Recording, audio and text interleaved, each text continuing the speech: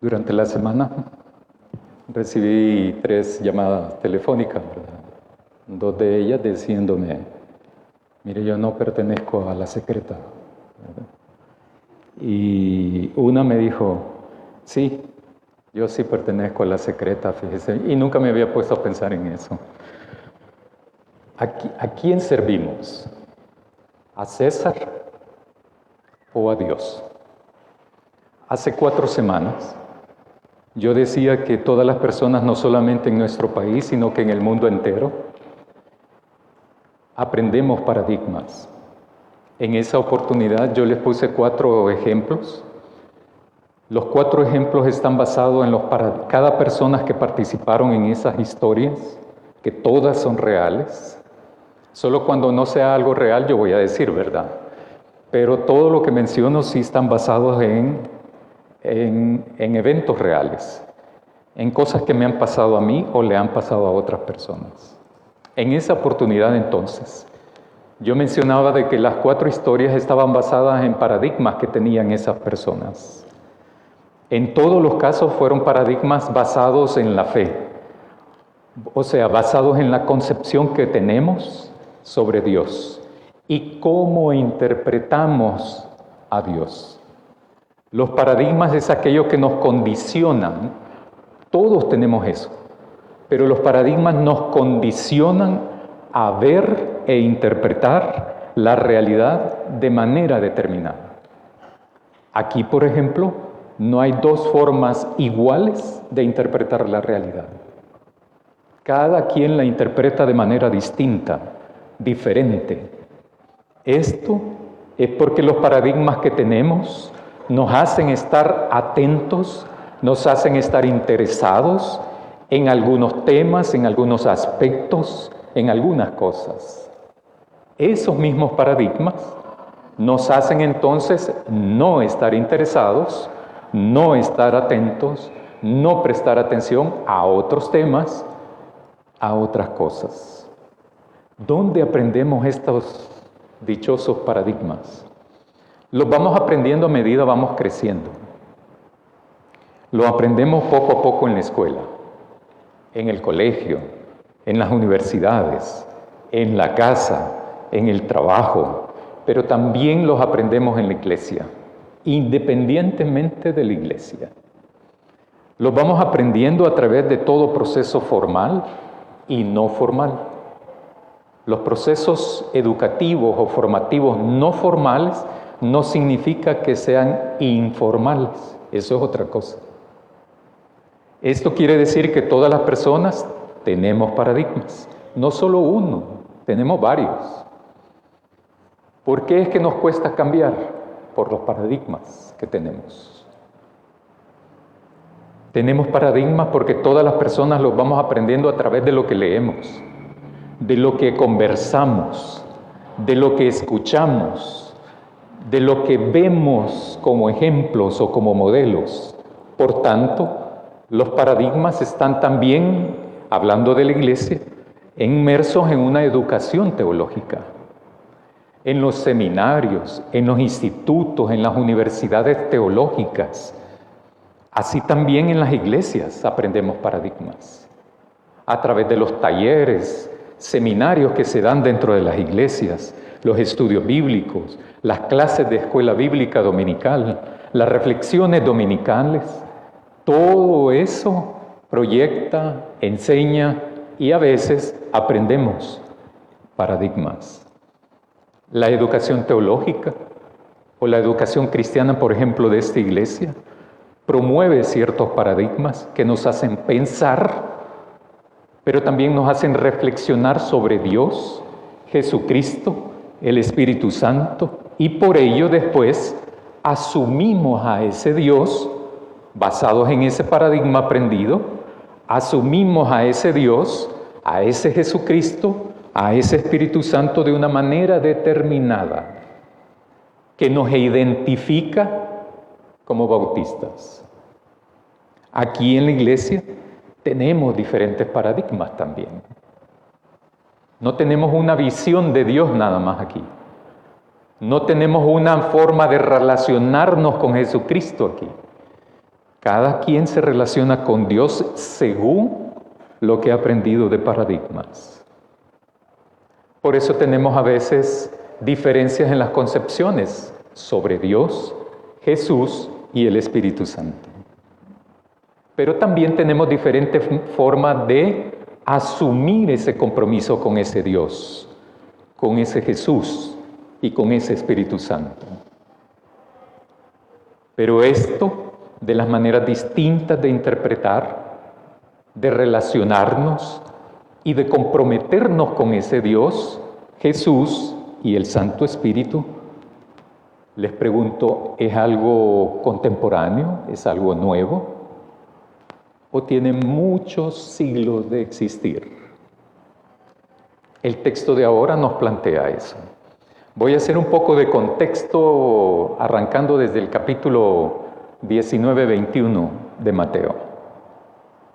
En esos capítulos, Jesús ha tomado la decisión, la firme decisión de ir a Jerusalén.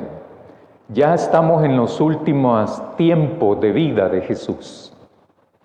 Y en ese sentido, Jesús entonces afirma, toma la decisión de ir a Jerusalén, a sabiendas lo que le va a pasar. Eso para mí resulta sumamente importante de reflexionar. Jesús va al templo, echa fuera a los que vendían y compraban en el templo. Todos y todas ya sabemos esa historia, por eso cuando hablo del contexto no me voy a profundizar. Jesús entonces aparece en esos capítulos previos al texto que nos ocupa ahora, en un acto no del todo amable, sino contundente, firme y radical.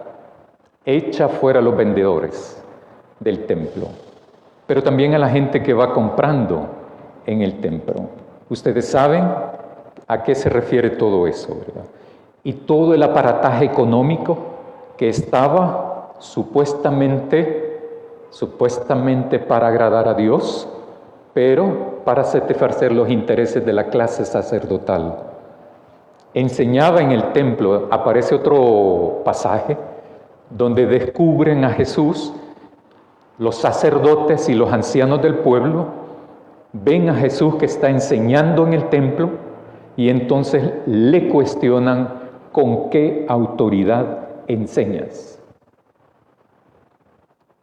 Jesús enseña sobre el reino de Dios en diferentes ocasiones, no solo en esos capítulos del Evangelio según Mateo, y utiliza el recurso de varias parábolas. Algunos dicen que las parábolas son como una herramienta pedagógica o didáctica para poder entonces transmitir el mensaje. Jesús nunca definió qué es el reino de Dios, sino cómo es el reino de Dios. Y mejor que no lo haya definido. En ellas, en las parábolas, habla de las personas que se esperaba comprendieran el llamado sobre el actuar de Dios y que respondieran a ese llamado, pero no ha sido así, según las parábolas, sino que ocurre todo lo contrario. En una de ellas habla que los publicanos y las rameras le creyeron a Juan, pero no los que se suponía iban a creerle a Juan. Más adelante Jesús enseña sobre la parábola de los labradores injustos o malvados, dice los títulos de las editoriales de las Biblias, en donde ellos no aceptan los enviados del dueño, del Señor, dueño de la viña, y hasta se atreven a asesinar a su hijo. Jesús finaliza esa parábola diciendo: el reino de Dios será quitado de ustedes y será dado a gente que produzca los frutos de él. Ustedes conocen esas parábolas. ¿Saben entonces los significados de ellas. Pero me parece interesante descubrir de que finaliza esa parábola diciendo: Dios, el reino de Dios será quitado de ustedes, los que supuestamente eran los destinatarios de ese reino de Dios, y se les va a dar a otros.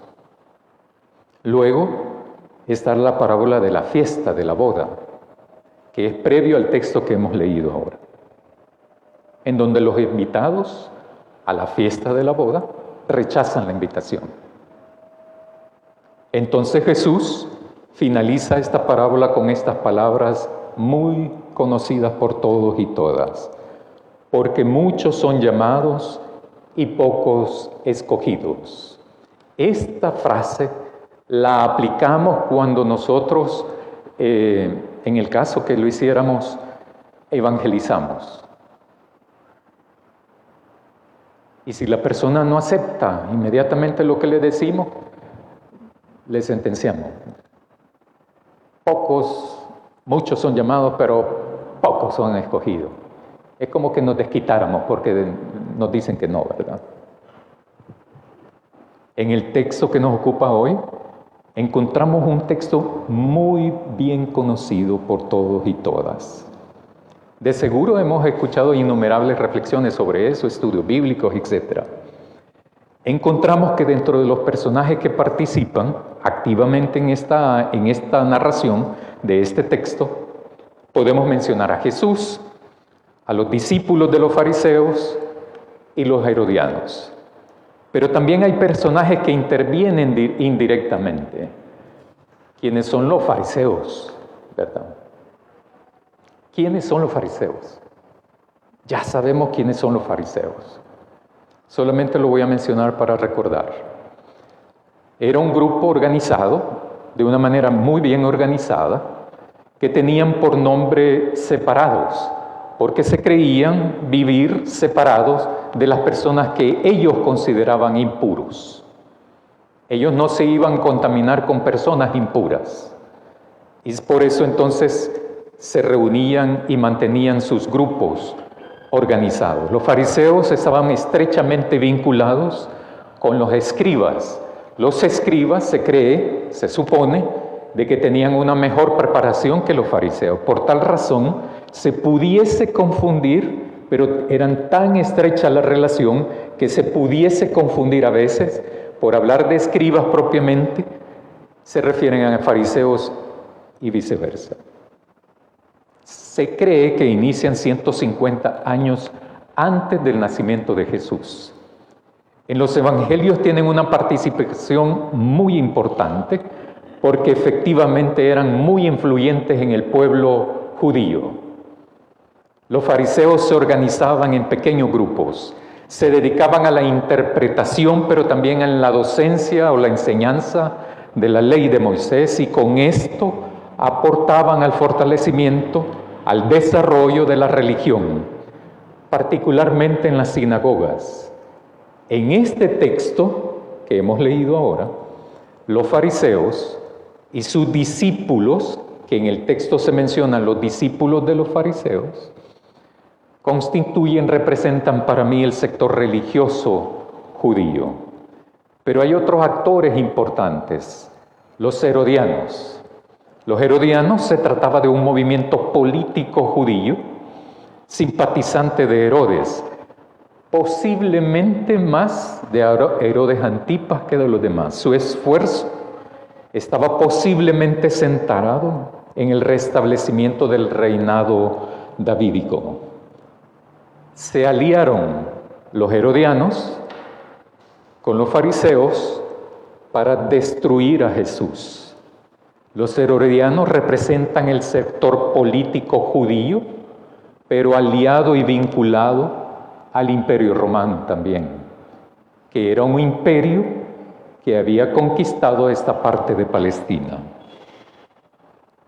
En el versículo 15 que hemos leído, se plantea que los fariseos se reunieron para planificar y hacerle una trampa a Jesús, de tal manera que él Jesús no podría salir ileso de esa trampa.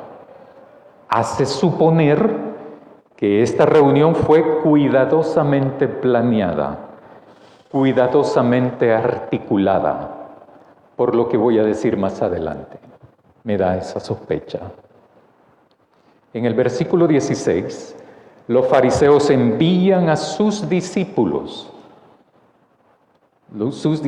juntamente con los herodianos, en otras palabras, el poder religioso, en este caso ilustrado con los fariseos, y el poder político de ese entonces por parte de los herodianos, se confabulan y van hacia Jesús. Se alían con el propósito de destruir a Jesús. Porque no van a aprender, no van a ser enseñados, no van a rendirle reconocimiento a Jesús. Van a tenderle la trampa para destruir a Jesús.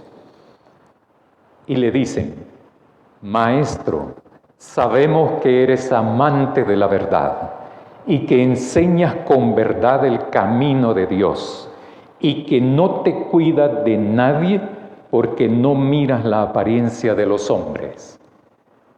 Gran paja, ¿verdad?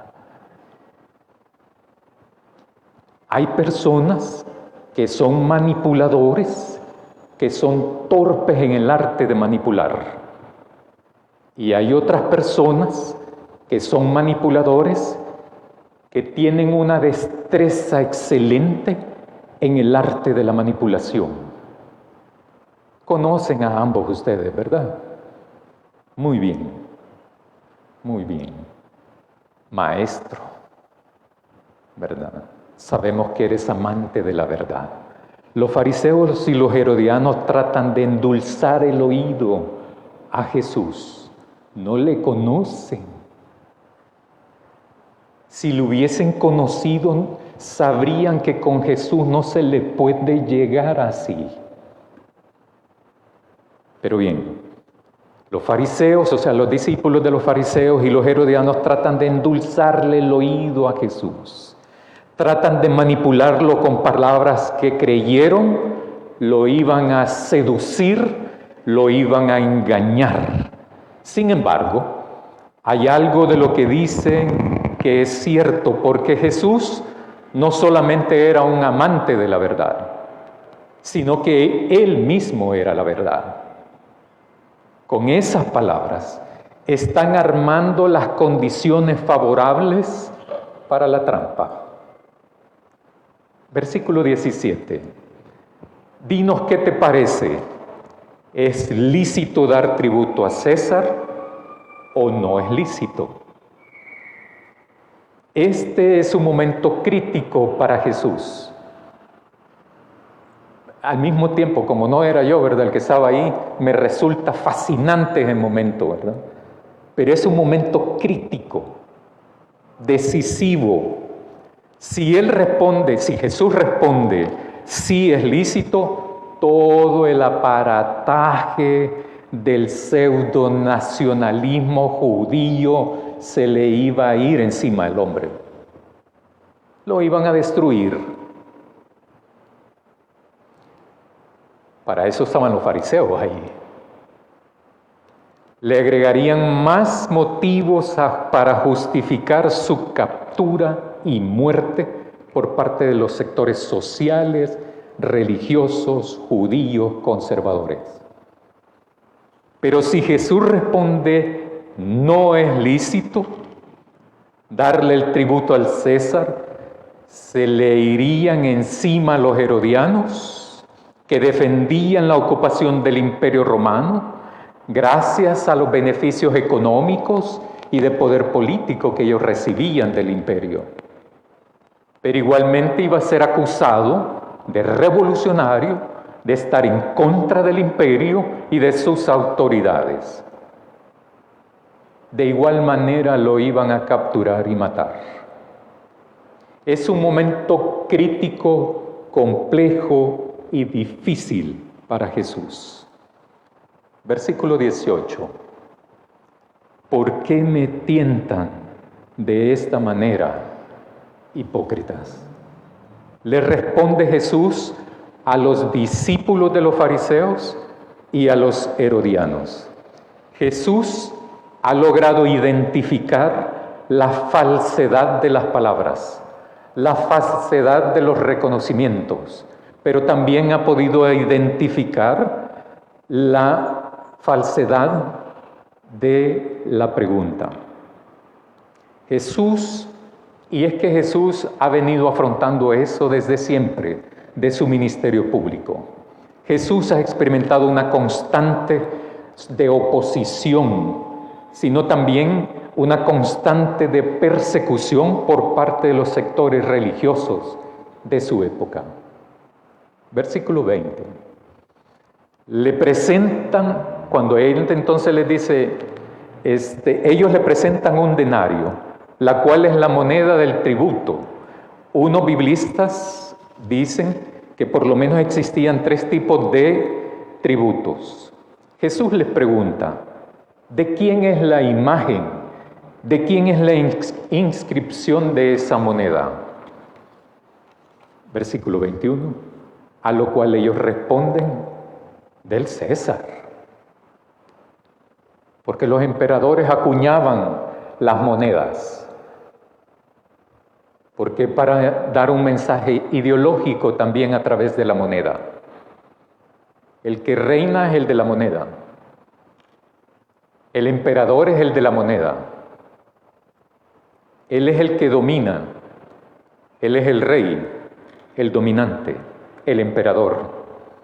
Entonces Jesús le responde la pregunta trampa que le han hecho los discípulos de los fariseos y los herodianos. Den al César lo que es del César y a Dios lo que es de Dios. Jesús no evade la pregunta trampa, no evade responder. Si se fijan bien, responde de manera contundente. Para mí, Jesús no responde desde la perspectiva de los fariseos, ni responde tampoco desde los intereses de los herodianos. Jesús responde desde su perspectiva, desde su posición, desde lo que es. Su respuesta es profunda y con alto significado también y contundente. No deja a malas interpretaciones. La respuesta de Jesús es brillante, no porque sale del apuro. No.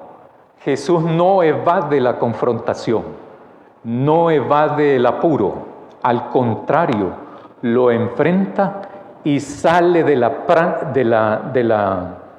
trampa, pero desde su perspectiva. Jesús, aún en medio de una situación difícil, peligrosa, igualmente tramposa, no deja de enseñar a la gente, aún aquellos que le consideran traidor, blasfemo y enemigo.